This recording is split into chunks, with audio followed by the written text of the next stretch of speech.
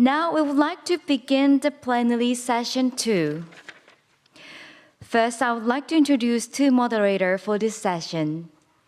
First of all, Dr. Ismail Serageldin, ICEF Steering Committee, co-chair of the board of Nizami Ganjavi International Center, Emeritus Librarian of Alexandria, former VP of the World Bank. And Ms. Chang-Ho Yu, ICEF Steering Committee, China Asia Director, Office of Jeremy Rifkin, Chair of Governors Council Asia Pacific Water Forum. So now I would like to ask Dr. Serageldin to moderate the session, if you please. Thank you. It is my privilege to moderate this with my co-moderator, Xinghua Wu. May I please have my slides? I'd like to set the scene for what it is that we are trying to cover. Okay, we are really talking about finance, and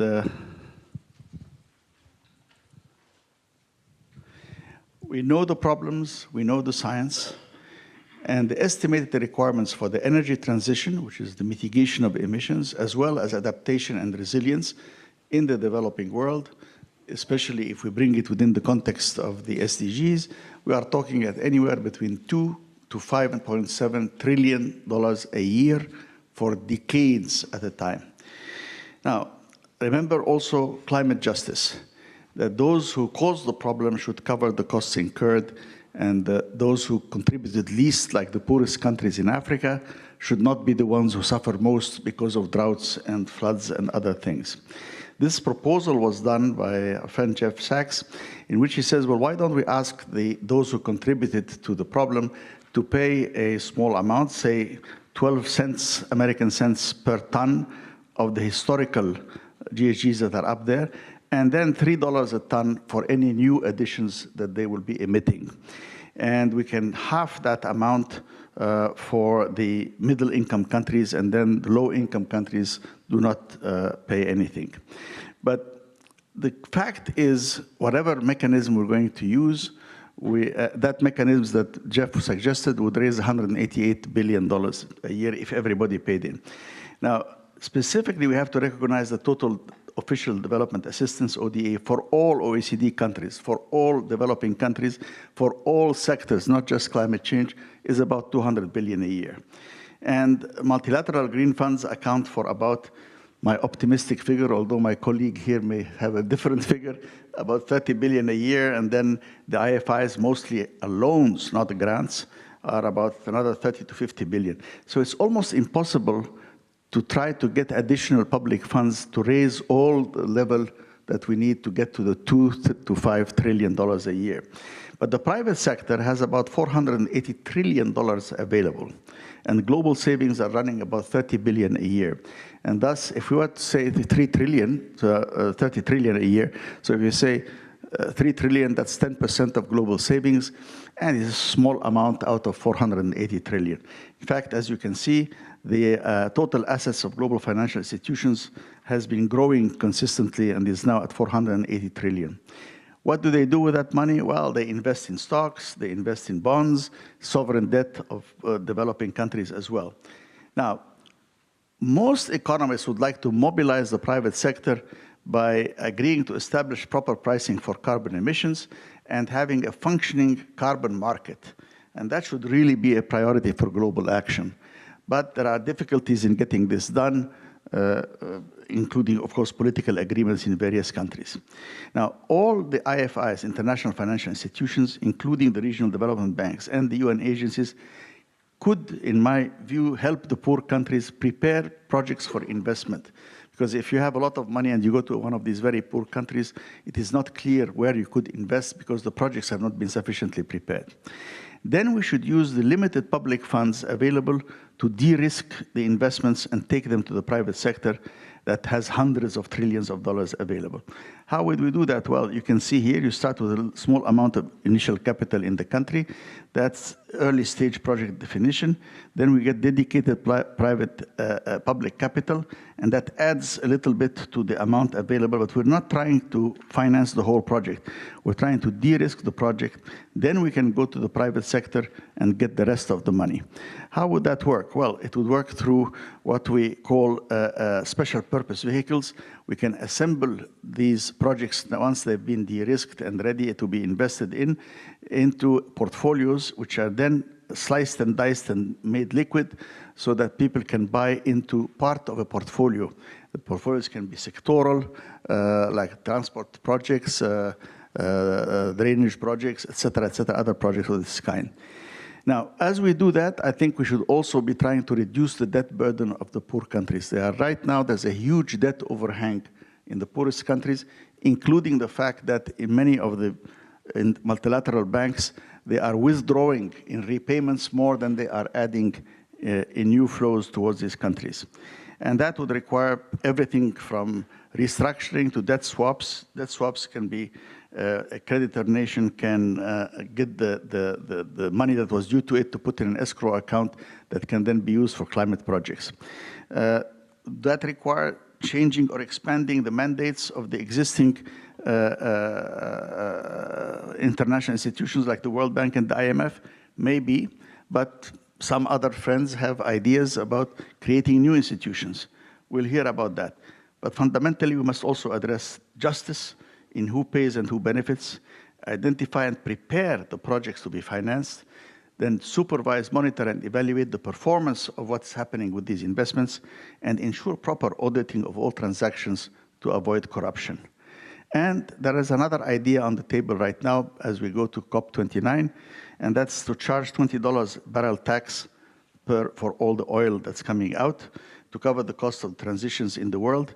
Now, such a $20 barrel tax, if paid by everybody, governments and companies, could go into a fund that would raise $7 trillion a year. And that's another way to mobilize a lot of money. But it would also support continuing pumping and consumption of oil with the accompanying emissions problems. So are there other ideas? Well, we are happy to be here in this panel. So let's now turn to my co-moderator and to our distinguished panel. Thank you. Thank you, Ismail, and thank you particularly actually for a quick walk and a sketch of the current international process in terms of transforming or redesigning global financial architecture. Thank you, really, within just a few minutes, actually, you really laid out the picture and the trend there as well. As you said, and we actually really know what the problems are. If you look at 2015, the Addis Ababa Action Plan that offers really the framework to mobilize global, climate finance there. So we, even 10 years ago, we already said, those are the issues, we want to address them. Then 10 years later, we're still talking about the issues. There's a huge gap in terms of the financing, financial capital there. So today, throughout the panel discussion and the sharing and the discussion, I think we have the opportunity to deep dive into certain specific dimensions there. We know there is a volume issue. We need more money, and there's an access issue. How do we make sure, poor developing countries burdened already with the debt stress will be able to really access to the capital that's going to be raised, either available or going to be raised. And there is a cost issue, affordability, the cost of the capitals there that need to be addressed, particularly from justice perspective. And there is also the issue of deployment. So, it's not just okay, let's really create this pocket of money, but what are the projects in real life that could deploy those financial capitals, particularly from the capacity perspective for many developing countries. And there's the outcomes issue. We know, yes, private sector in particular needs to make money. There's a profit. How do we make sure de-risking or guarantee whatever, make sure private sector will be willing actually to put money into the pot together? And of course, in the end, there's accountability issue. We have to make sure there's a transparency, disclosure, and accountability actually ensured there. So without further ado, I'm delighted actually to bring 5 distinguished panelist speakers actually to share their practice and the insights today with us. I'm going to just read out their names. So we have 2 speakers in the room and 3 colleagues online, and they are Ms. Parminder Chopra, and Chairwoman and Managing Director of Power Finance Corporation Limited of India. And we have Mr. Hafez Ghanem, Distinguished Fellow Finance for Development Lab at Paris School of Economics, as well as Senior Fellow Policy Center for the New South.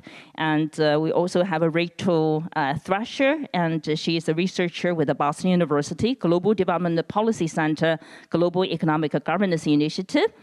We also have Amir Dossal joining us online, and he is the president of the Global Partnerships Forum, and Mr. Satoshi KONISHI, and who is the co-founder, representative director, CEO, and chief fusioner of Kyoto Fusioneering Institute of Advanced Energy, and also professor of Kyoto University. So welcome all on this panel. And without further ado, I'm going to invite Ms. Parminder Chopra and to share her insights online. Thank you. The floor is yours.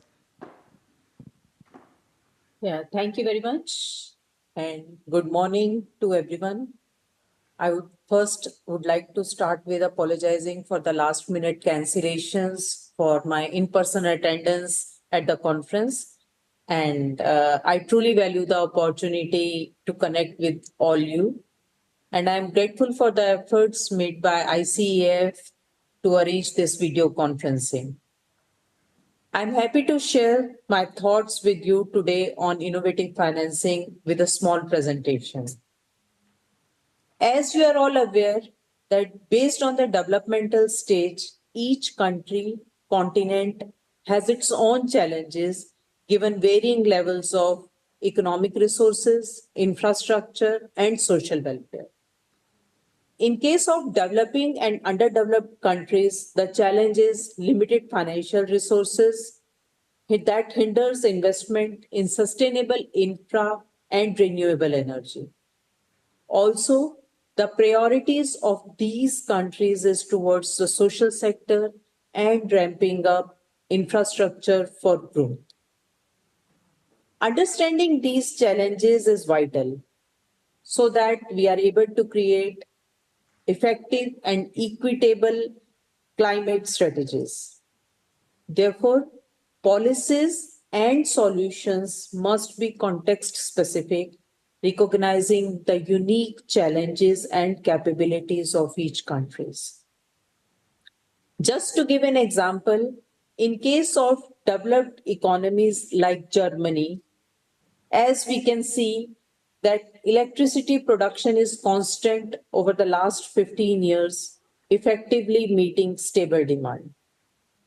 Sufficient existing infra ensures energy security with minimal need for expansion.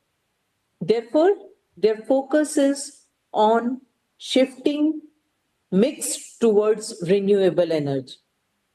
RE share has gone up from 20% to at present 55% in the last 15 years. And the target is to reach at 80% by 2030 and 100% by 2035. If we compare Germany with developing nations like India, electricity production in last 15 years has been increasing due to urbanization, industrialization, and rising populations. In 2009, from approximately 700 billion units to at present 1,738 billion units, that is 2.5 times increase, and is expected to further grow to 2,500 billion units by 2030. India therefore needs secure and stable energy sources to support future growth. India has to balance growing demand on the one side, while transitioning to clean energy sources on the other side. RE share has increased from 15% to 20% in last 5 years. That is around 3 times on absolute numbers. Target is to achieve 50% by 2030, which is, I think, quite ambitious for any of the developing economies. Being a developing nation, India has diverse challenges and developmental priorities, which includes poverty alleviation, economic growth, and social equity. Despite all this, India is clearly integrating sustainability into its developmental framework. This is evident from India's commitment to international climate agreements like Paris Agreement. India has laid down its ambitious climate targets. Our Honorable Prime Minister's version of Panchamrit lays down immediate and long-term goals. The end object is to achieve net zero target by 2070. We have already made a significant progress on the climate change. 46% of the installed capacity currently is from non-fossil fuel, and the target is 50% by 2030 of the enhanced installed capacity. Achieving India's climate target requires a holistic approach to the energy trilemma, ensuring energy security, sustainability, and affordability are required to be addressed simultaneously. On energy security front, stable and reliable energy supply is key support to India's growing economy and population. Thermal power is crucial for India as a stable base load power during transition to renewable energy. On sustainability front requires significant shift towards renewable energy like solar, wind, and other sustainable technologies, while addressing the intermittency issue of renewable power. On affordability front, keeping renewable energy affordable for all, particularly to the low-income groups, and also for new technologies for energy transition. Lower the cost of renewable through innovative financing, which is the topic of the today discussion. I'll present to you what government is doing and we are doing and how do we achieve affordability through innovative financing. Some of the initiatives Government of India has taken are, as you can see above, like making renewable purchase obligation, energy storage obligations compulsory, RTC power and FDRE power, and also funding for the viability gap for the battery storage. PFC Group is the largest in renewable energy financier in India and has been playing as a focal agency for Government India to achieve its climate targets. We are the largest NBFC group with $123 billion asset book, and we have supported around 1/3 of its installed renewable capacity in India. We also have a healthy pipeline for funding of the renewable energy projects.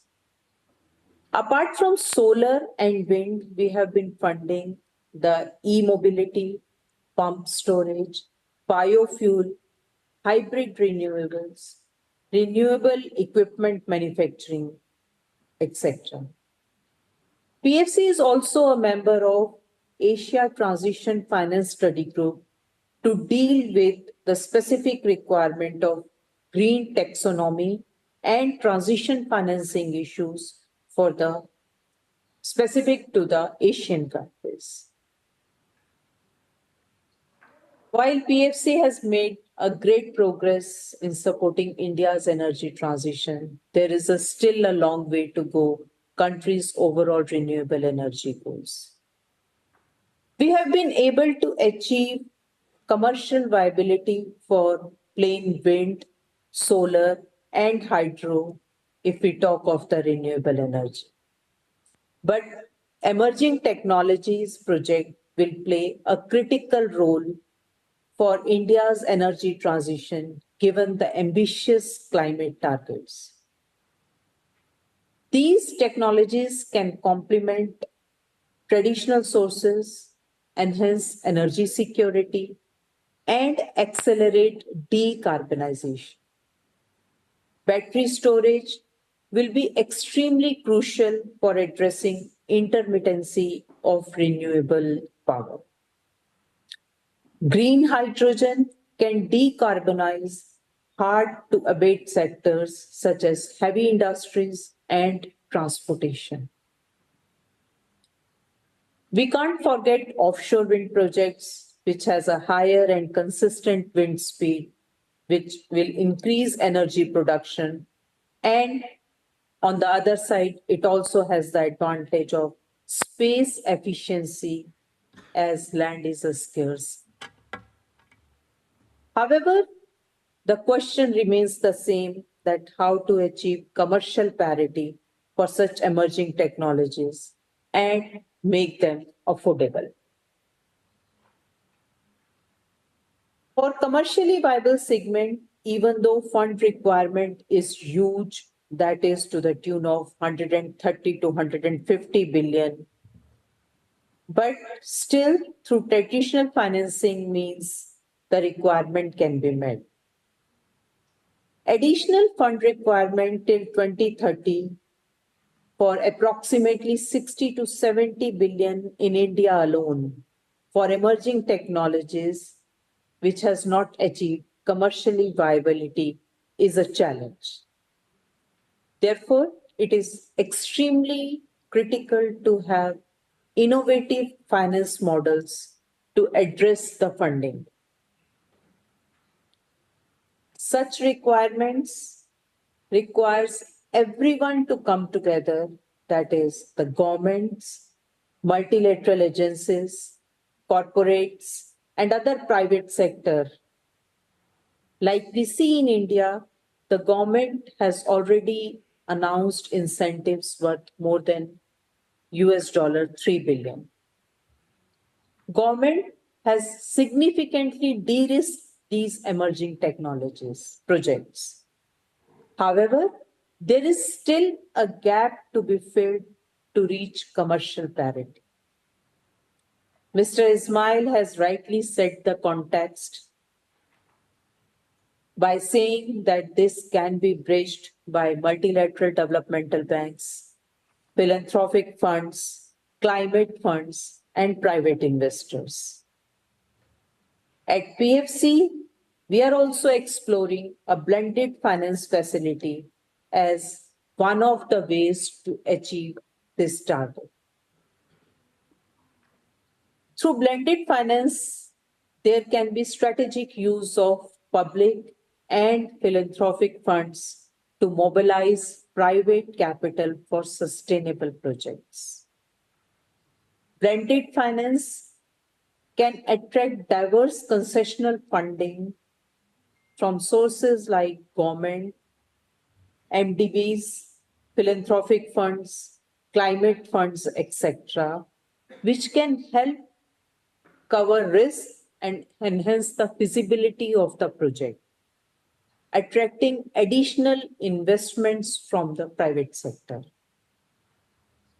They will deliver lower cost funds or affordable renewable power through lowering risk for the private investors, allow use of innovative financial instruments like guarantees, insurance, etc., to attract private capital, and also create a crowding or multiplier effect with the private investment kicking in. This approach can lead to broader adoption of these technologies and can be scaled up for realizing economies of scale. Collaborative efforts of all stakeholders under the blended finance facility can lead to impactful investment in the new technology green projects. To conclude, while India's transition to clean energy is essential for its future energy needs, but finding new and creative ways to fund them is critical. And blended finance could be one of many approaches to derive this transition, and for which we are here to discuss the various options available to us. We at PFC, being the largest renewable financer in India, are playing a critical role along with the government to drive energy transition and meeting climate changes. Thank you very much, and we would like to hear it from our other colleagues on the same issue.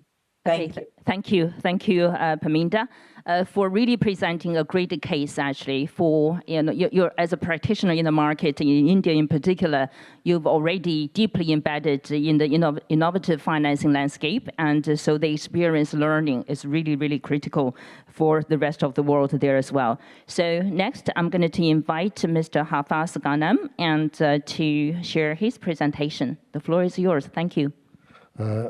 Thank you very much, Changhua. I hope they're going to put on my presentation. Here it is. Well, I will talk to you about the international or the global financial architecture as it exists now. And I will argue that the current global financial architecture is not adequate. It's far from adequate to meet the needs of financing for climate change. And therefore, we really need to take a hard look at how this global financial architecture needs to change. As Ismail said, we have actually huge needs of financing. And I'll be talking about the financing needs of countries in the South, excluding China. So all the data I'll be showing you are the financing needs of developing countries, excluding China, because the assumption is that China can finance its own investment needs. And I would say that I'm happy that we're talking today about financing, because according to John Kerry, the main constraint for climate action is not that we don't know what needs to be done, it is that we don't have enough money, or we don't want to put enough money. And that is really my argument. So according to the independent high-level group on climate finance, which was created by the G20, total annual climate investment needs in the global South, excluding China, is $2,425 billion every year. And as you can see, and the energy transition is the largest chunk of that. It is $1.5 trillion that are needed for energy transition. Now, as we have been saying, and as Ismail explained, available financing is really grossly insufficient. 10 years ago, or even more, in 2009, the developed countries promised to provide annual financing for climate of $100 billion a year. First of all, this goal of $100 billion, as you can see, is totally inadequate. $100 billion for climate, when we need 2.4 trillion, is a drop in the bucket. Finally, this goal was achieved in 2022. And it basically was achieved by getting a lot of multilaterals, especially World Bank and the regional development banks, to finance climate and a lot of bilateral. However, this was not new money. Actually, as Ismail was saying, the official development assistance has not changed from $200 billion a year, more or less. And I have to say that actually that real number has come down, because starting 3 or 4 years ago, the OECD countries included 2 new types of expenditures in ODA. The first one is in-country refugee costs, which is around $20 to $30 billion a year. And the second one is financing for Ukraine. So if you remove the financing for Ukraine and the in-country refugee costs, actually the bilateral official development assistance has come down. And therefore, what has happened is, as the share of climate in ODA has increased, what we see is the amount is that there has been a diversion of resources from development, such as education, health, and so on, and food security, to climate.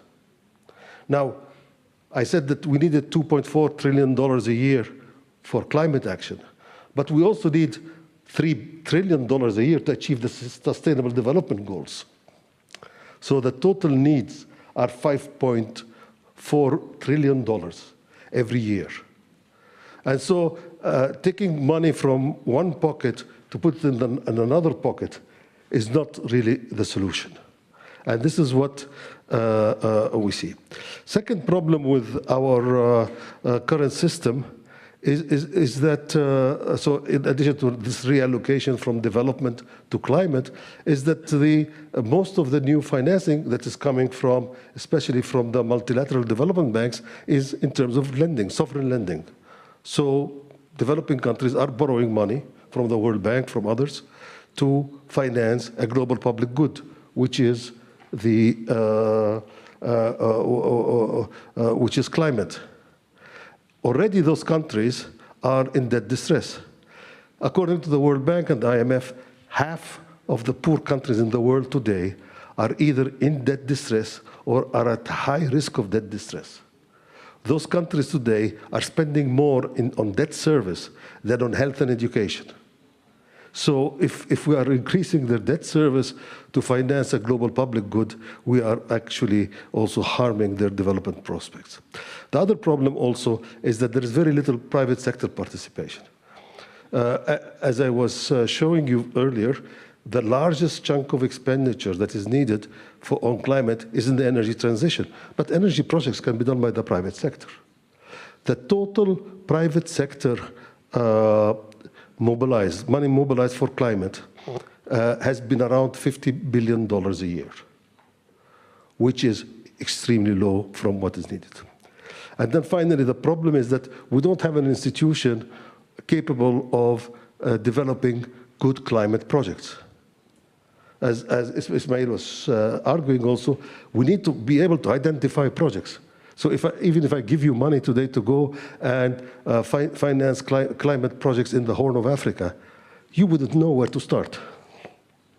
So we need to identify bankable projects for climate. So these are the problems that we are dealing with. My proposed solution is that we need to create a new institution, a green bank whose role would be to identify, develop, and supervise the implementation of climate mitigation projects. So this green bank would only finance private sector projects. So it would not be lending to countries. It would be financing projects by buying equity, by providing guarantees, and by providing loans to the private companies, so that we would not be adding to the already very high debt burden of the developing countries. And this institution would also develop new and innovative financial instruments. And I would say that there are two important instruments that need to be developed further. One is green bonds, and the other one is carbon markets. There is huge potential for selling carbon offsets. And the Green Bank could be a market maker, could help create the carbon markets and the green bonds, as well as the debt for climate swaps. It would also provide a platform for discussions on climate financing between countries, private sector, and civil society. Now, what I am suggesting is that this new institution should be very different from the existing institutions. The existing institutions that were created after the Second World War, in the middle of the 20th century, are not fit for purpose in the 21st century. They are not fit for purpose to deal with climate. And we see the results. We're seeing the results. So if we want to raise the trillions of dollars that are needed to find climate, we need to get a new type of institution, an institution that would be, first of all, a public-private partnership. Not just, we cannot just depend on governments to finance climate. So we need to have an institution where you have governments, you have the private sector, and you also have civil society that are part of the owners and the governance structure of that institution. Second important point is that we need to have a greater voice for the developing countries in this institution. You know, at Bretton Woods, when the current global financial architecture was created, there were only 44 countries present. Today, the world has 192 countries. And the result is that the voice of the developing countries in those institutions cannot be heard enough. And that reduces the institution's credibility. I'll give you two examples. India's GDP today is larger than that of the UK. The UK's voting share in the IMF is more than double that of India. That does not make sense. So what I am suggesting is that we create a new institution that will be more credible in the developing countries, where it will be financing those global public goods, where also we give more voice for the developing countries. What I suggest is to use the same voting system that exists in the IFAD, the International Fund for Agricultural Development, where you have different classes of shareholders. So I would suggest we have the class 1, which is the developed countries, class 2, which is the developing countries, and class 3, which is the private sector. And for any decision to pass, you need a majority in each class. And so developed countries can block, developing countries can block. That way you can increase credibility of that institution and get buy-in from the developing countries for the projects to finance climate change. So this is my suggestion. People often tell me, and I'll be ending here, people often tell me, well, you know, why are we going to create another institution? We already have those global, we have those funds, the climate funds. Actually, there are 60 multilateral climate funds in the world today. They're totally uncoordinated, doing many different things. And the total, Ismail, I think, exaggerate a little bit their impact.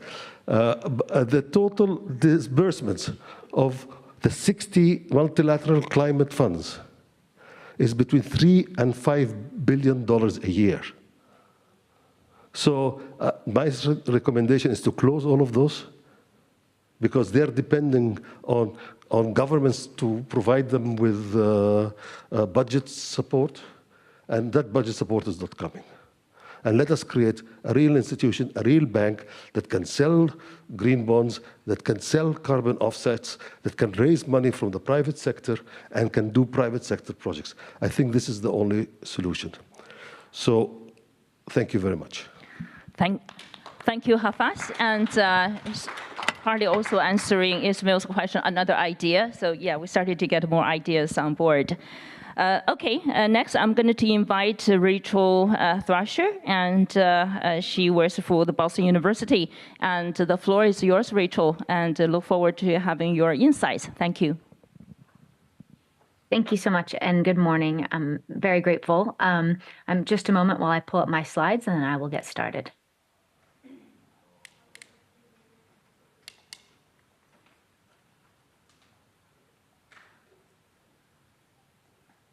All right. I'm super honored to be here with all of you. It's been already, I've learned so much from my colleagues who have begun the presentation. As our moderators mentioned, my name is Rachel Thrasher. I'm a researcher at the Global Economic Governance Initiative at Boston University's Global Development Policy Center. And I'm going to focus my presentation today on a potential obstacle to innovative climate finance. We've already seen some of the opportunities that are available. And there's one area of research that I've been focusing on is one of these obstacles. And so the main obstacle to this finance that I'm going to be talking about today is international investment agreements. As we've already discussed, given the importance of emerging market and developing economies in their contribution to global greenhouse gas emissions and their efforts to transition to a low carbon energy and low carbon manufacturing, these efforts are indispensable. And nevertheless, the same countries are simultaneously facing large public debt burdens, shrinking fiscal space, and all of this is making it even more important for some of the climate finance to come from the private sector. So in terms of quantity, we've already heard a few numbers tonight, or rather this morning. Sorry, it's tonight for me, this morning. But in terms of quantity, some experts have predicted approximately 1.4 trillion US dollars per year will be needed in domestic financing, with an additional 1 trillion needed in external finance. As we've already heard, that might be a much higher number. Estimates here tonight have been between 2 and 5.7 trillion US dollars annually for a global economic transformation. So where might this external finance come from? As I already noted, many emerging market and developing economies are cash-strapped, and existing financial mechanisms such as tax revenues from high-income countries and multilateral financing is not going to be sufficient. And what do we need this money for? Concretely speaking, we need it to fund appropriate mitigation, adaptation, and resilience interventions, many of which have been discussed already this morning, as well as to finance a portfolio of policies and projects that benefit the Global South in its work towards decarbonization.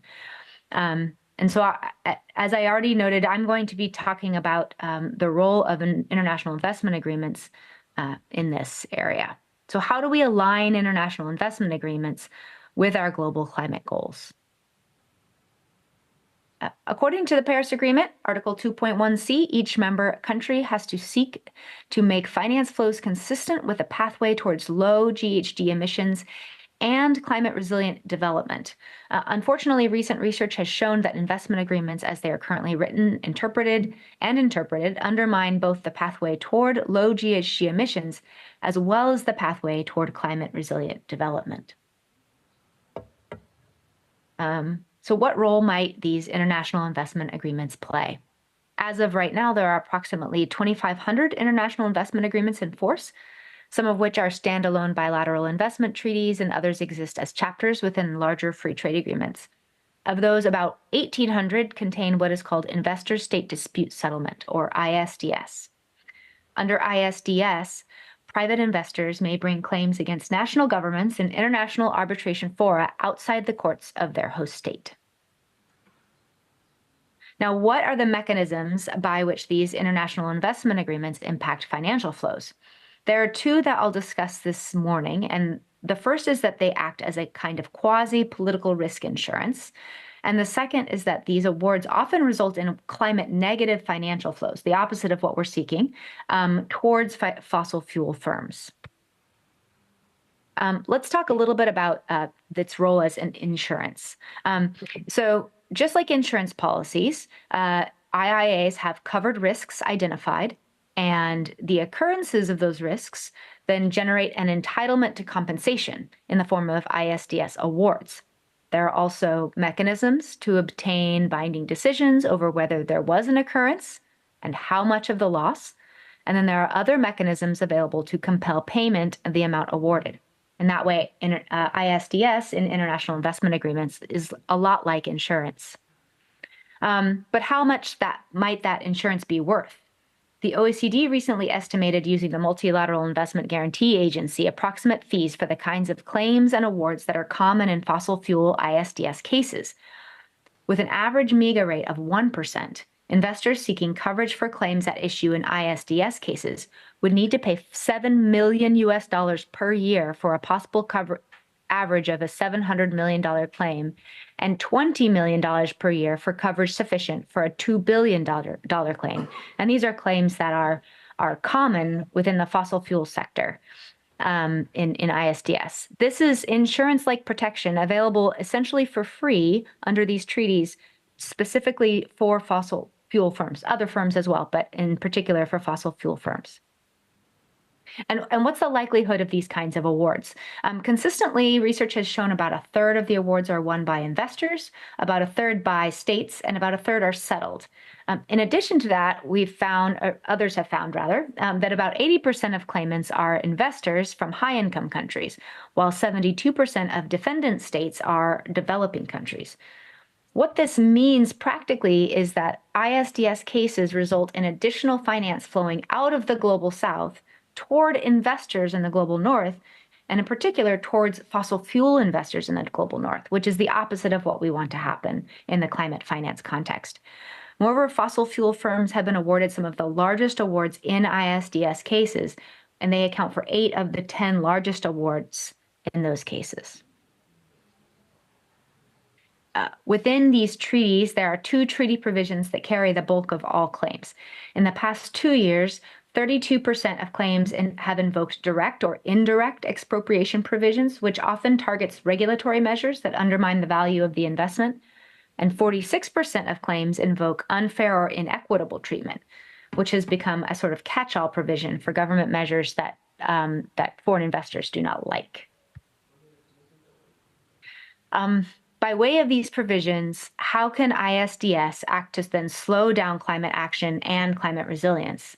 So if fossil fuel firms are able to bring cases like this and win, it could significantly slow down the flow of finance toward climate-positive economic activities. And the risks are quite big. To cancel all oil and gas projects without a final investment decision, the risks range from $60 to $234 billion. These are numbers that come from 2022, or the end of 2021, 2022. So these numbers might be larger today.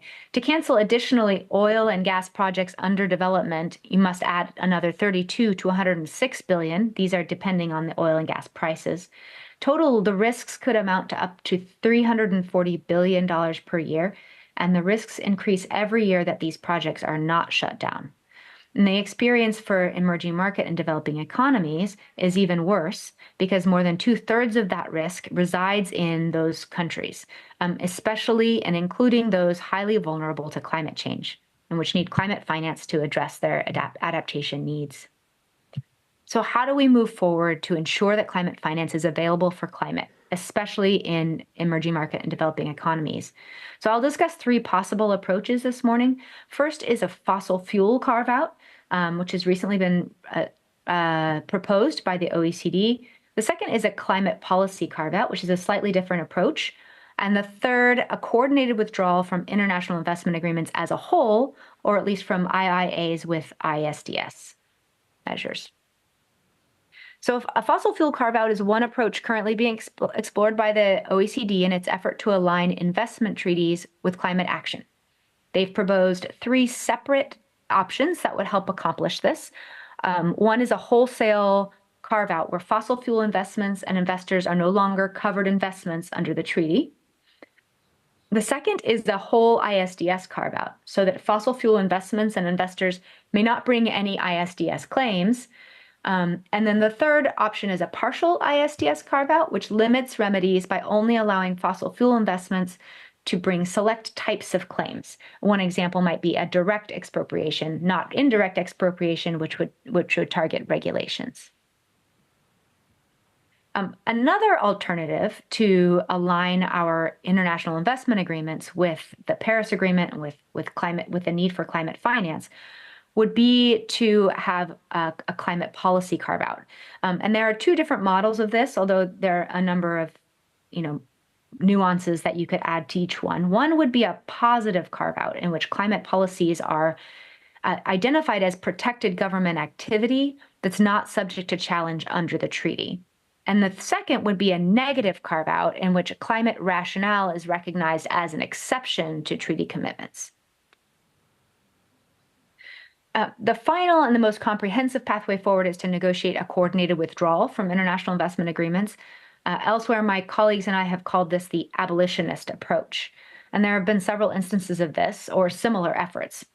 For example, relatively recently, the intra-EU ISDS was found inconsistent with EU law, and the EU and many of its member states have coordinated their withdrawal or are coordinating their withdrawal from the Energy Charter Treaty. In addition to this, South Africa has coordinated its withdrawal from its BITs, and Ecuador, Bolivia, South Africa, Indonesia, and India have also withdrawn from some or all of their IIAs. There have been some real concerns raised about this abolitionist approach in the literature, and so I just want to address a few of them.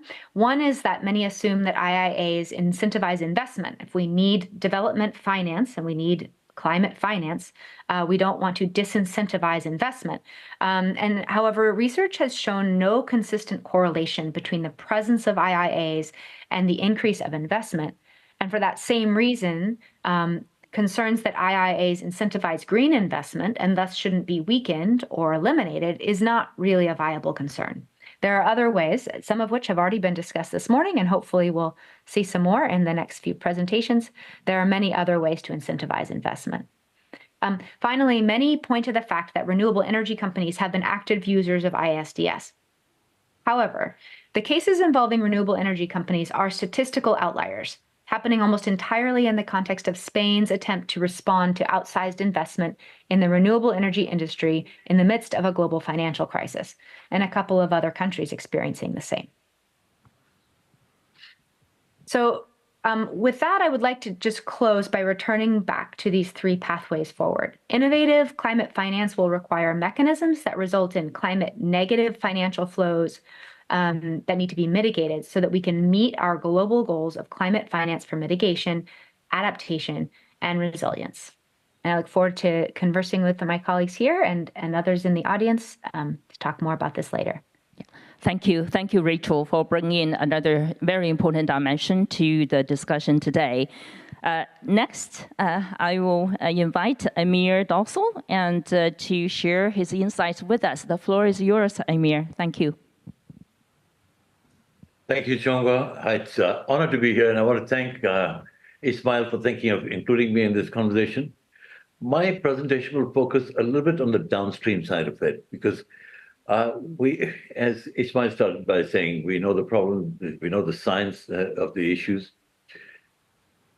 but the problem is so large, so vast, that many of the emerging economies, developing countries, will not have the capacity to actually handle the new financing mechanisms that will come into play.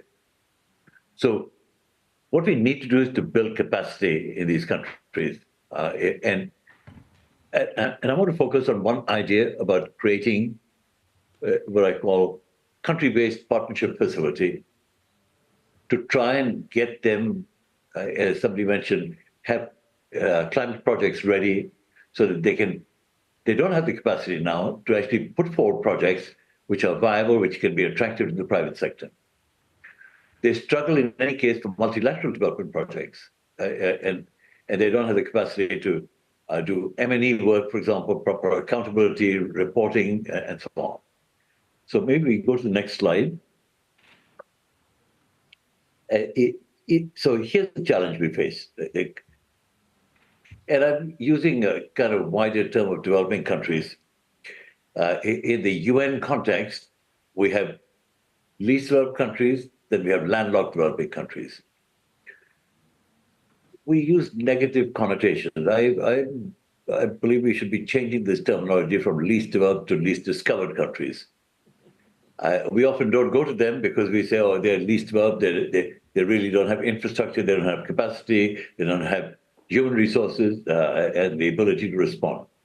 So we do need targeted approach to some of these countries. And in the next slide, maybe I can start explaining a little bit as to what are the factors which can help those countries. Maybe we can move to the next slide.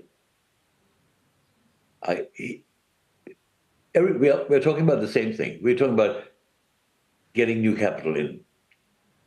We're talking about local capacity development as well.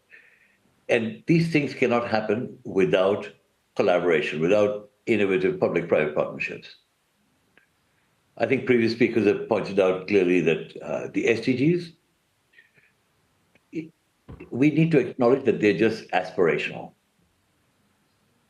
In the halfway mark, we've only achieved 15%. We're not likely to achieve more than that by 2030.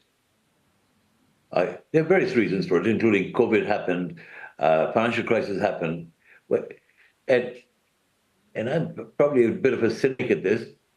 Countries don't have funds to say, I have spare funds, I want to give it to the poorer countries. Even as an investment model, they're now becoming more introverted.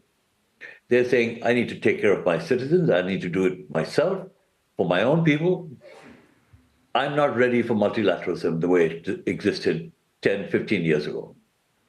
So it is very good that we are discussing these innovative financing mechanisms because that's what will change the dynamics.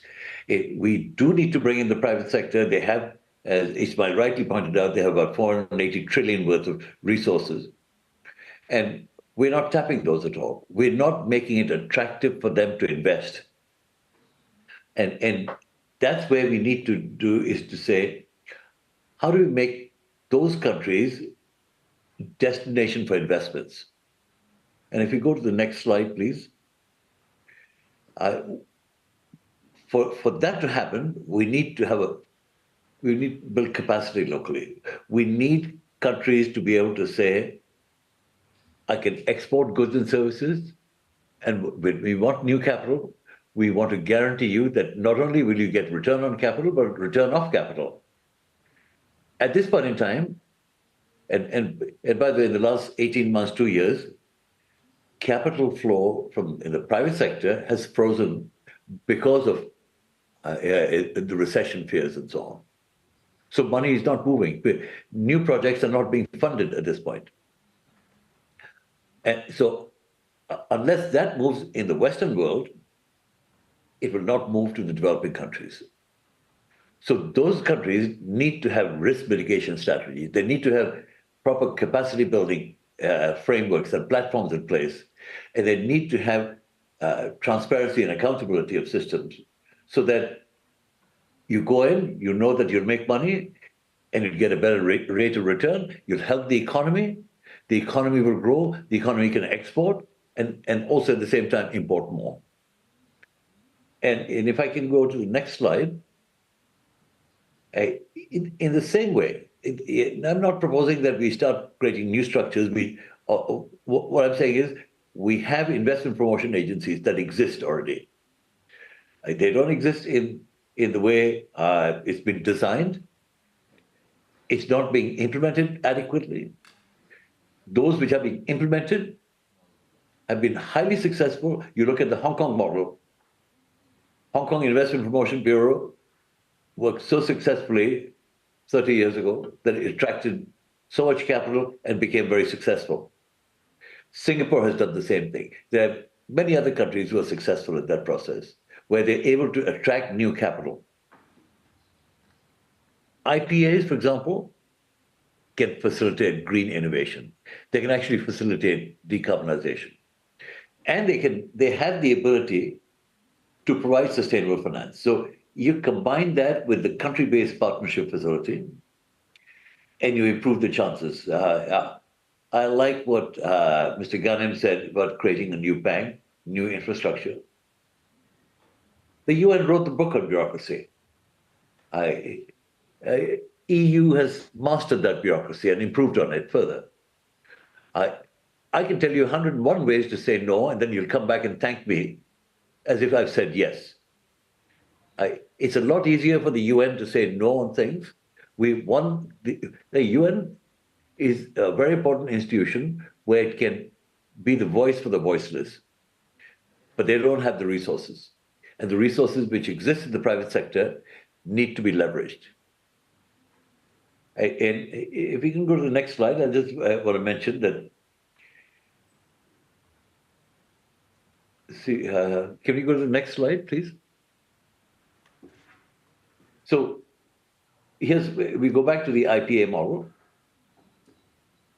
IPAs, and this is the implementation of whatever financing mechanism we figure out, whether it's the green bank, whether it's attracting private capital through different mechanisms, you do need that capacity locally in-house to deliver. And that's where IPAs or country-based partnership facilities can attract green investments. They can work on those climate-friendly projects, for example, and therefore bridge the gap between international and local needs. I can go through more detail into the country-based partnership facility, but I think I'll stop here. I don't know, I'm not sure what the next slide is, actually, if I can just take you through. Yes. So we'll come back to this in further questions and so on. I'm happy to elaborate further. Thank you very much indeed. Yeah, thank you, Amir. Particularly bringing the downstream side into the discussion, which is fascinating. Thank you.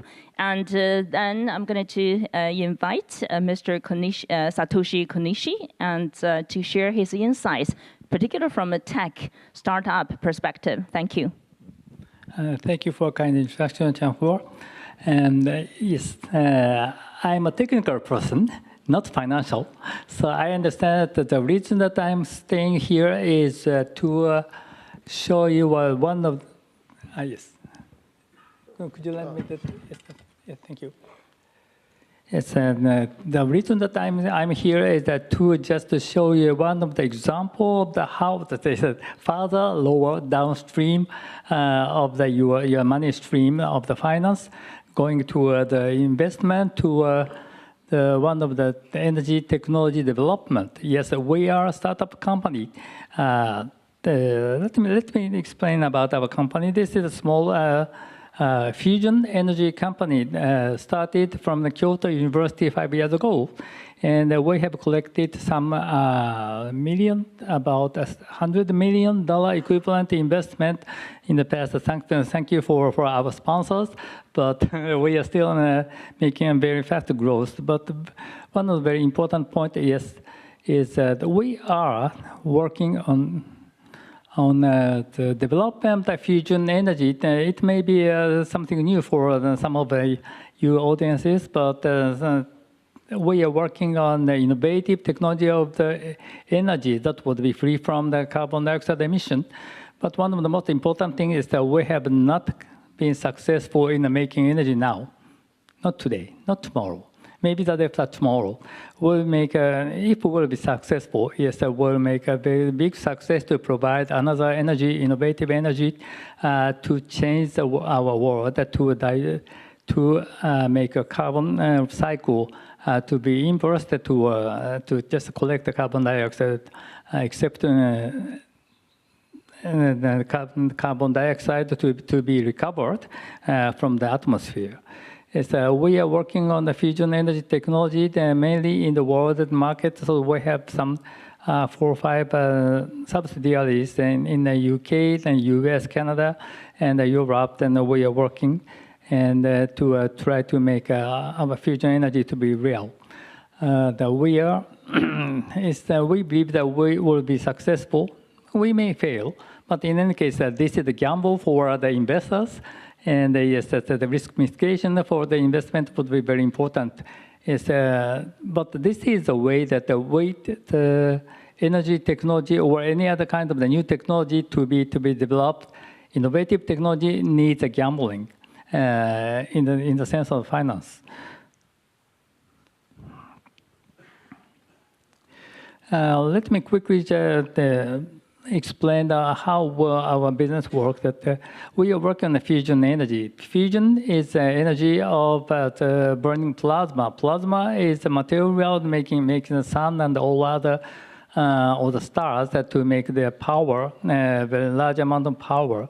The burning plasma emits the energy as a form of the radiation and the neutrons, and we convert that energy to the heat, and then we can make electricity from it. We also can make this new types of nuclear energy converted to electricity, fuels, hydrogen, and other form of the energy, like just heat. One of the examples that we are working is the carbon negative emission technology. Yes, we are working on the biomass conversion into the substitute of the fossil fuel like hydrogen, like SAF or other kinds of gaseous or liquid fuel. Made from the biomass. In our case, yes, we are living in Kyoto, where we have lots of biomass resources, abundant and waste. In our case, it is bamboo. Kyoto is famous for its bamboo forest, and we bake it with external heat to make bamboo into the biocharcoal. That would be the form of the carbon dioxide collected from the atmosphere and to be converted in a very stable solid form. It is quite ancient technology.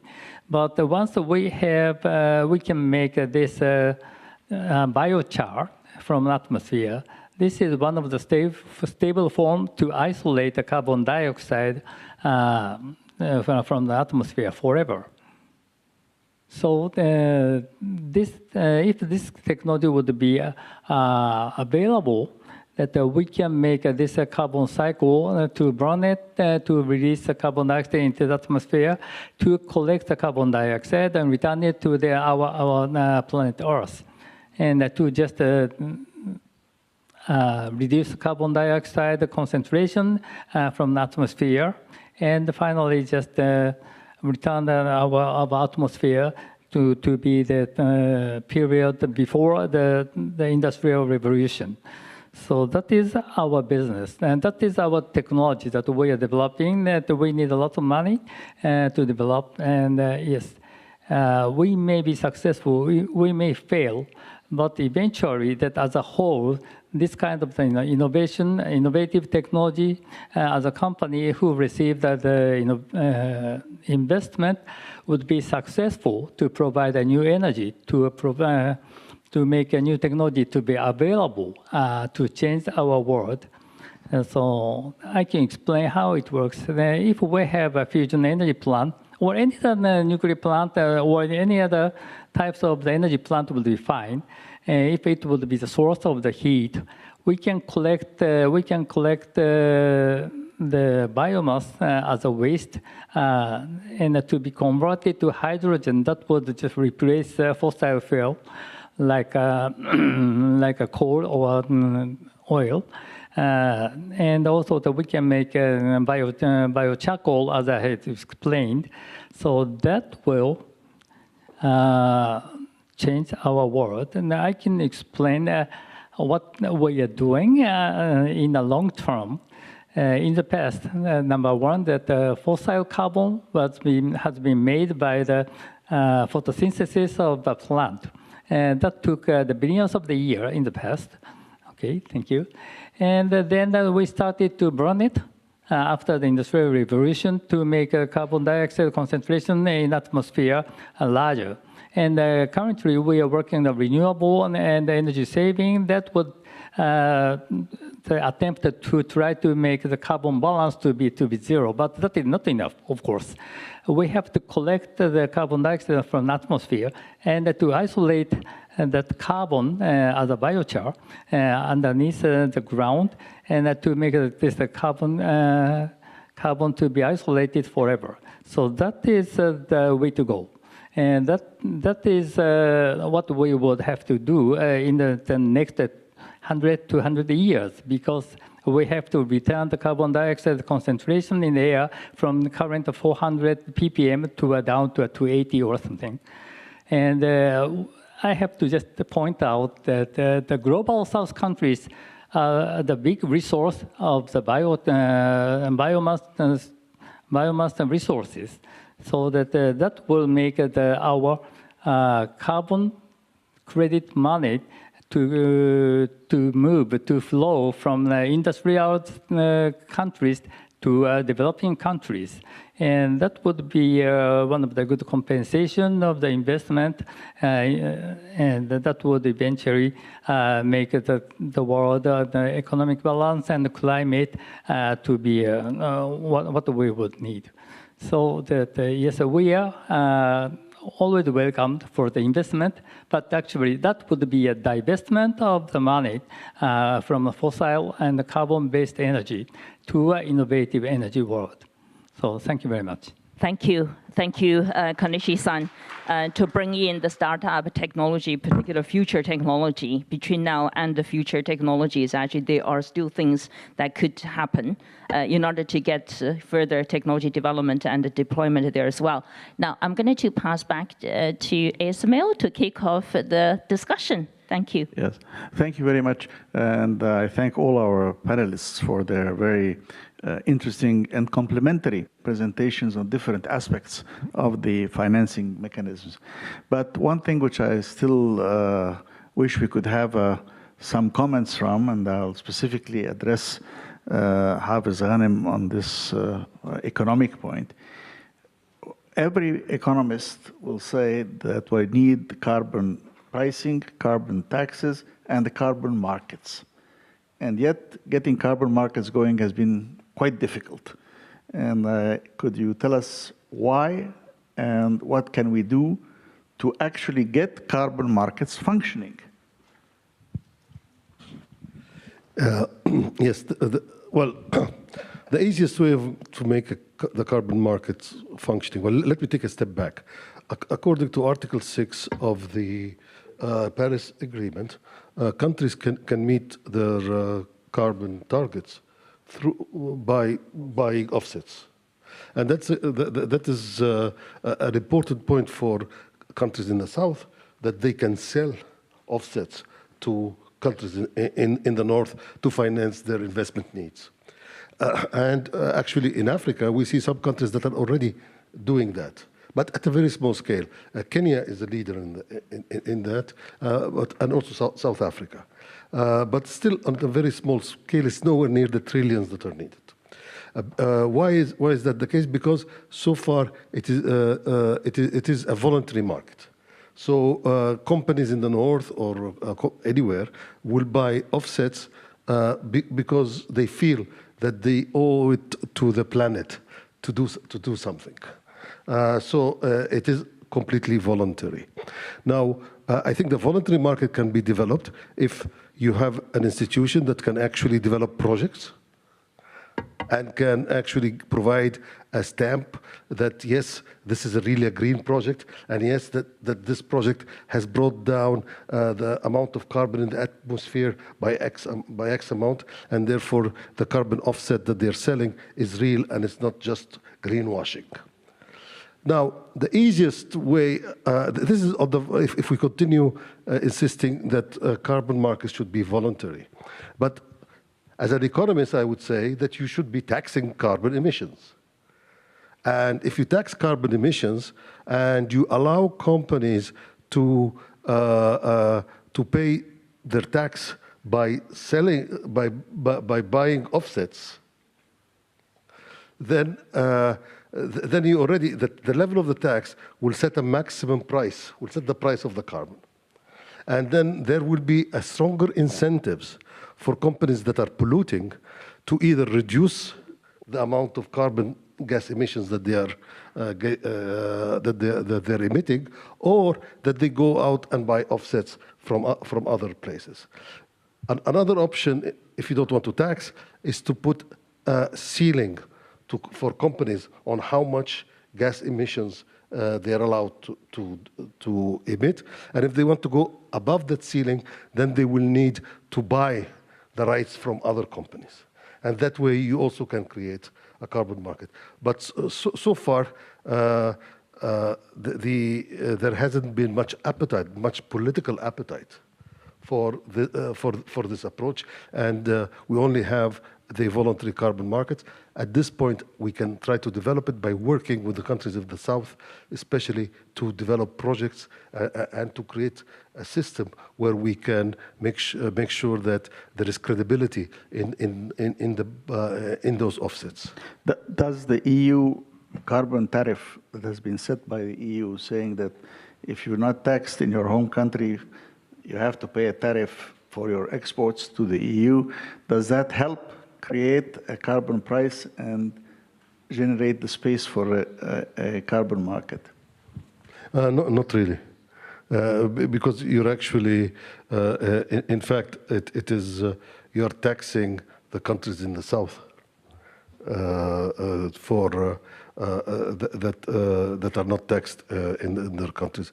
So the carbon market would have been created if the EU had said to their companies that I'll tax you for emitting the carbon. Yeah, but they do. They supposedly do. Not yet. In the formula for the tariff, they do, and they say if you're not meeting this tariff at what is 83 euros or whatever per ton, then others would work. But okay, so the takeaway message is that we're not there yet, and there's no political stomach for a carbon market at present, or to build the carbon market, because you need to put the regulations in place that will make this work. Because as we all know that almost every economist you talk to will tell you tax the carbon, create carbon markets is a needed thing. Let me now turn to my colleague, Srinivas. She may have some other questions. Sure. I'm going to push our speakers a little bit deeper. Thank you, first of all, thank you for bringing different perspectives.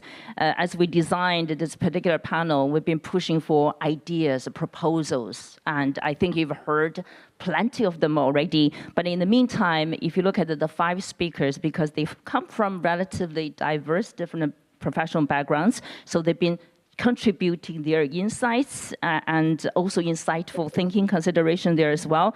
It will be very interesting to see among the 5 speakers, actually, there are some of their takeaways there. So I'm going to first to ask Parminder.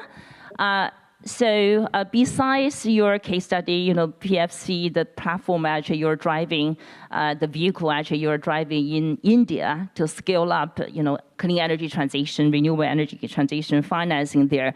What are the 2 biggest takeaways and from your fellow speakers actually, particularly from the few ideas actually, what clicked for you, actually, in order to, further advance your agenda, particularly in India? Thank you.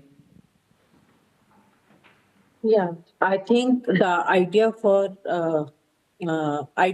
creating a separate institution and a focused institution for collecting and providing the financing needs to have a cheaper cost of funds for the Asian countries, I think it's a very good idea, what I think, because what we have been focusing that there is money available, but to encourage the energy transition and making them a commercially viable proposition, there has to be some concessionality required for funding of these type of projects and de-risking the project for the private sector. So I think this could be, and the type of the institution and the structure can be definitely is open for further discussion, but that is always a good idea. We may have a centric country-specific institution as well as institution which can cater to the requirement of a particular region or for the developing and the underdeveloped economies. So that is one. And the other thing is that if we really want to go, then for the developing economies, we know that there is a social agenda for each of the governments separately. So how to get the funds, how to encourage funding for the transition, that again is, and how to achieve that, I think that needs further deliberation. This is my view. Sure, thank you so much. Hopefully somehow, Hafez, you will be able to listen in carefully for your next stage of advancing your proposal there as well. Now, I'm also going to ask Rachel. Rachel, and you brought in a very important dimension about global investment agreements dimension there. And so after listening to your fellow speakers, panelists, what are your key takeaways and what do you think, particularly from international global, investment agreement perspective that could tie further or better fit into the proposed ideas on the table today? Thank you. Yes, thank you so much. I think one of the main takeaways that I heard repeatedly over and over again is the differentiated needs between emerging market and developing economies and economies that already sort of exist in a higher income level. And I think the slides that compared Germany and India in terms of their energy transition and how those are going to look a little different based on their current baseline. So I think the differentiated needs between countries is something that informs my work often. I think a lot about how in international investment agreements can have an additional negative impact on low and middle income countries over above whatever risks might be there for higher income countries, and especially relative to their existing income levels and relative to their GDP. So I think that's a main takeaway. A question that I have that came up and it's adjacent to some of the things that I talked about, but I didn't address it directly, and that is the way that we support new innovation. I was really struck by Mr. KONISHI's presentation about the need for new innovations in the energy space, and I 100% agree that we need innovation in a sense of a gamble, or innovative finance in a sense of a gamble for that innovative technology, because in addition to our current renewable energy sources that we have and technologies we have, there's a lot that needs to still be developed. And so I wondered a little bit about what are the best ways to support those innovations, in particular how to support those innovations in the emerging market and developing economies, because the high income countries have really spent a lot of time supporting innovations in that way through patent protection and other monopoly incentive mechanisms. But other countries in the context of medicines have actually weakened some of those really strict intellectual property rules in order to enable their domestic industries to more easily license and practice and adopt the new technologies. And so I'm leaving here a bit curious, wondering whether there's a way to think also about incentivizing those essential innovations, not through investment incentives, as we've already talked about, but also through other legal modifications in domestic legislation like intellectual property rules. So that's something that I've been thinking about. Thank you. Yeah, thank you, Rachel. Ismail, you have a question? I have a question for KONISHI-san.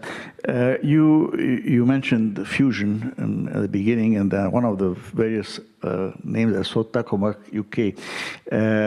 Is there a role in associated activities related to fusion for the private sector and private companies? You mentioned biochar, but specifically, we've had this huge global investment in ITER for I don't know how many years. And it's always, in 10 years, this will be it's been, I don't know how many, 10 years, Mr. Chairman, we've had, it's coming, you know. Do you see potentialities for these startups to do something that is connected to these ideas of fusion that can be done by the private sector or by startups? Yes, thank you for the question. Yes, currently the investment just used by the startup is larger than the investment that comes from the public sector already, about 10 times more. So that I would have to say that regardless of the quality of the technology, and some good, some bad, but anyway, the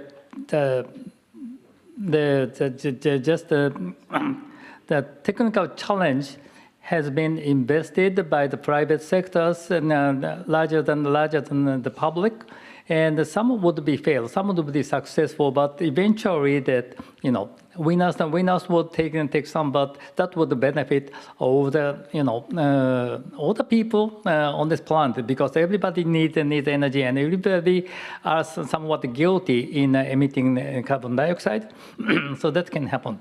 And one of the answer that we can propose is yes, anything has both sides of the flows and the stocks, and also the carbons and the negative carbons as well. Is that to tax the carbon dioxide emission is one thing, but we that industrial countries have a debt of the carbon that has been accumulated hundreds of the years to make our, you know, our country rich in both the asset and infrastructures, so that we feel somewhat guilty. That I would propose that the mandatory investment for the technology, either for the emerging economy, for the green transformation, or the development of the new technologies that would have a high risk of the development, should be funded by the private as well as the public fundings, based on the past the carbon debt. We expect that some kind of a green transformation fund would be formed, both by private and public, to be invested for the technology development. That eventually would resolve our question of the energy and environmental problem. Thank you. Okay, thank you. Ismail just said we are closing this session soon in a few minutes, and so we're going to give each of the speakers just 1 minute. Yeah, 3 minutes actually. So maybe 40 seconds each. One message you would like to leave on the stage today. So I start with Amir. What's your message you want to leave today? Thank you. I think we have an opportunity to build some new types of partnerships. We really need, I like the idea of the Green Bank. We should start rolling it out. In May of this year at the SIDS meeting, the Small Island Developing States, they also found there was a gap for financing for these SIDS countries. So they're creating an infrastructure bank. That'll cover all of the SDGs, but this one focused on green innovation, Green Bank, is probably the way to go. Sure, definitely. So we have one vote. Yeah, we have one vote from you. And Parminder, what's the one message you want to leave the stage? Thank you. Yeah, I think the message is that we all have to come together for meeting the requirement of the energy transition for our future generations to come. And for that, we need to work for the technological developments, and technological interventions is a must, along with financing opportunities at a concessional rate. Sure. Thank you. Hafez, your message? Yes. In yesterday, we have been talking a lot about technological innovations. And I was really impressed also by KONISHI-san's presentation on technological innovations. But I believe that we also need to think about financial innovations, because we need to be able to finance those technologies and the implementation of those technologies. Yeah, absolutely. Thank you. Rachel, your message? Yes, I agree. I think we need a lot of policy and financing experimentation. And in addition to that, we need to be aware of some of the potential impacts of trade and investment agreements on that available finance and on the available policy experimentation that we need. Sure, thank you. And Mr. Konishi, your message? Yes, one of the things that we did not mention today is the importance of the education, because our effort needs time, the decades, centuries, so that we have to transfer our good ideas, the good thinking for the next generations, so that in education, in particular in the global south, Sure. to be aware of the green economy, green technology is one of the most important things that we have to just emphasize. Thank you Sure, very much. thank you very much. And thank you. And no, wait a second. I'm going to leave the final word to you. And maybe we should give all the speakers a round of applause. Thank you, them, actually, for the great, insightful sharing. We have a lot of proposals, and I had really the great honor to be the co-moderator. And the final word to Ismail. Yes, exactly. 2 seconds. No, you should say a few words, Ismail. Thank you. No, I just wanted to thank all the panelists and the audience to have participated with us in this session. I wish we had more time. As you can imagine, there are many additional questions to be done. But I think we have made clear that it's not just inventing the new technologies, it's also inventing the mechanism by which we can finance the required expansion, which is huge. And that's a big challenge as well. So thank you each and everyone, and we hand back to our MC.